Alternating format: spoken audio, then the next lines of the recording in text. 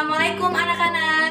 Saat ibu bilang, apa kabar semuanya? Kalian jawab ya. Alhamdulillah, luar biasa, tetap semangat, Allahu Akbar. Berarti anak-anak, baiklah ibu ulangin ya. Apa kabar semuanya? Alhamdulillah, luar biasa, tetap semangat, Allahu Akbar. Nah, sebelum kita mulai pelajaran, ibu minta pada kalian berdoa terlebih dahulu ya anak-anak. Baiklah, siapa ketua kelasnya di sini? Adit? Ya, silakan pimpin doanya ya, Nak. Bismillahirrahmanirrahim. Amin. Selanjutnya, ibu bakalan absen dulu. Kalian jangan ribut ya, supaya nanti kalau namanya dipanggil, kalian dengar. Adit, hadir. Lita, hadir. Nisa, hadir. Rahma, hadir. Alhamdulillah kalau kalian hadir semua. Baiklah, sebelum kita masuk ke pembelajaran pada pagi hari ini, minggu kemarin kalian belajar tentang apa ya anak-anak? Belajar tentang organ sistem gerak. Baiklah anak-anak, silakan buka bukunya. Tema 2, subtema 1, pembelajaran 1 ya anak-anak. Hari ini kita akan belajar tentang sistem pernapasan pada makhluk hidup. Nah, yang pertama di sini ibu ada gambar. Silakan perhatikan buku dan papan tulisnya ya anak-anak. Coba lihat di gambar itu ada hewan apa saja. Ayo, siapa yang berani tunjuk tangannya? Ya, Rahma, ada hewan? Kambing. Terus ayam, benar sekali. Terus bebek, iya benar sekali. Nah, di sini ibu bakalan tanya nih sama kalian, apa perbedaan dari hewan tersebut? Ya, banyak sekali perbedaannya. Bisa kalian lihat dari bentuk fisik dan wajahnya ya anak-anak, itu sudah berbeda. Dan ibu mau tanya lagi nih, apa persamaan dari ketiga hewan tersebut? Sama-sama bernafas. Bernafas itu suatu sistem yang mana kita menghirup oksigen dan mengeluarkan karbon dioksida. Sekarang perhatikan bukunya halaman 2. Di situ ada teks bacaan yang berjudul Dayu dan Ikan Mas. Nah, ibu minta kalian baca teks tersebut di dalam hati anak-anak. Ibu beri waktu kalian 2 menit untuk membacanya. Setelah itu, kalian perhatikan di halaman 3 itu terdapat peta yang dimana masing-masing peta itu terdapat sebuah pertanyaan yang berkaitan dengan teks yang sudah kalian baca tersebut. Pada peta itu ada pertanyaan yang berkaitan dengan kata tanya apa, kapan, dan siapa. Apa itu digunakan untuk menanyakan suatu hal. Kapan itu digunakan untuk menanyakan suatu peristiwa, kapan peristiwa itu terjadi. Itu berkaitan dengan waktu. Siapa itu menanyakan orang. Baiklah, sudah ngerti anak-anak? Kalau udah ngerti, silakan kalian baca teksnya, lalu kalian isi peta tersebut, dan nanti ibu minta perwakilan dari kalian maju ke depan kelas ya. Baiklah, silakan dikerjakan anak-anak. Sudah selesai anak-anak?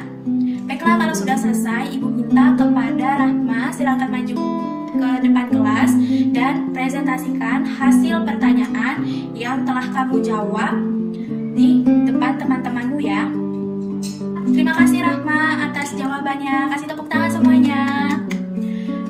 Kita lanjut ya anak-anak. Yang tadi nanti dikumpul dan bakalan ibu nilai. Sekarang silakan buka bukunya halaman 4. Kita lanjut pembelajarannya, itu mengenai pernapasan pada hewan. Untuk hewan yang pertama, silakan perhatikan buku dan papan tulisnya.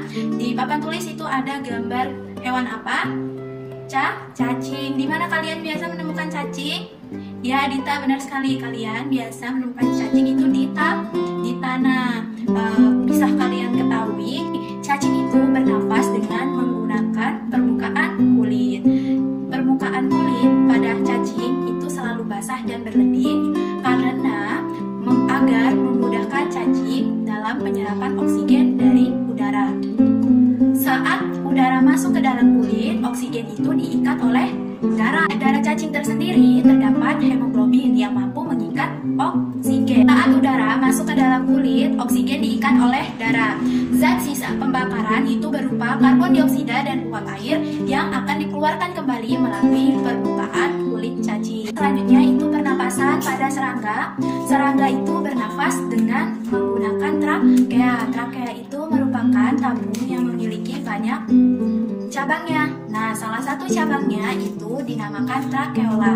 Trakea mengedarkan oksigen langsung ke dalam tubuh dan menyerap karbon dioksida dari seluruh tubuh untuk dibuang. Udara memasuki tubuh serangga melalui pori-pori kecil yang bisa kita sebut dengan spirake. Selanjutnya, udara beredar dari pembuluh udara kecil dan sel-sel tubuh mengambil langsung oksigen yang berada di pembuluh darah kecil tersebut.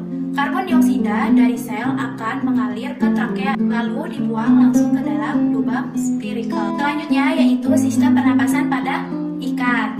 Nah, coba kalian lihat bukunya dan perhatikan papan tulis. Ikan itu bernafas dengan insang itu berupa saringan yang ada di bagian kiri dan kanan dekat kepala dari ikan tersebut. Untuk memperoleh oksigen yang cukup, antara mulut ikan dan insang itu saling bekerja sama seperti pompa. Saat mulut ikan itu membuka dan dinding mulut tertutup, saat itulah air akan masuk ke dalam tubuh ikan. Selanjutnya, rongga mulut menyempit dan mulut terbuka. Secara bersamaan, tutup insang terbuka dan keluar dari mulut ikan lalu melewati insang. Selanjutnya yaitu pernapasan pada hewan amfibi. Hewan amfibi itu adalah hewan yang hidup di darat dan hidup di air. Contohnya seperti kakap. Nah, di sini katak itu mempunyai 3 organ pernapasan. Yang pertama itu saat dia kecebong, dia menggunakan insang. Saat dia beranjak dewasa, dia menggunakan paru-paru. Dan saat dia sudah dewasa, dia menggunakan paru-paru dan kulitnya. Selanjutnya itu hewan reptil. Hewan reptil ini adalah hewan yang melata seperti ular. Nah, di dalam sistem pernapasannya, reptil itu bernapas dengan menggunakan paru-paru. Jadi oksigen masuk ke dalam mulut, selanjutnya itu ke tenggorokan dan dialirkan ke paru-paru. Sekarang kita akan membahas tentang pernapasan pada burung. Proses pernapasan pada burung tersendiri, burung itu bernafas dengan menggunakan sepasang paru-paru yang ada di dadanya, yaitu prosesnya dengan udara yang mengandung oksigen masuk melalui hidung burung, lalu diteruskan ke dalam trakea dan disalurkan sebagian di kantong udara, sebagian ke paru-parunya. Burung itu mengambil udara saat dia tidak terbang. Saat dia terbang, dia akan mengambil udara melalui kantong udara yang ada di tubuhnya. Selanjutnya itu sistem pernapasan pada hewan mamalia. Hewan mamalia ini berarti hewan yang cara berkembang biaknya dengan cara melahirkan dan menyusui. Nah, di sini mamalia itu terdiri dari 2, yaitu ada di darat dan ada di air. Kalau di darat itu contohnya sapi, domba, kerbau, dan lain sebagainya. Kalau di air apa aja anak-anak? Ya, benar sekali, ada ikan paus, ada ikan apa lagi? Ikan hiu, dan lain sebagainya juga ya. Nah, jadi di sini pada proses pernapasannya tersendiri, mamalia darat itu bernapas dari hidung ke pangkal tenggorokan, lalu disalurkan ke batang tenggorokan dan langsung ke paru-paru. Untuk mamalia air, hidungnya itu dilengkapi dengan katup. Saat dia berenang itu katup itu akan menutup, dan saat dia berada di permukaan air, katup yang ada di hidungnya itu terbuka. Dan pada saat kesempatan itu juga mamalia menghirup oksigen lalu mengeluarkan karbon dioksida dan uap air.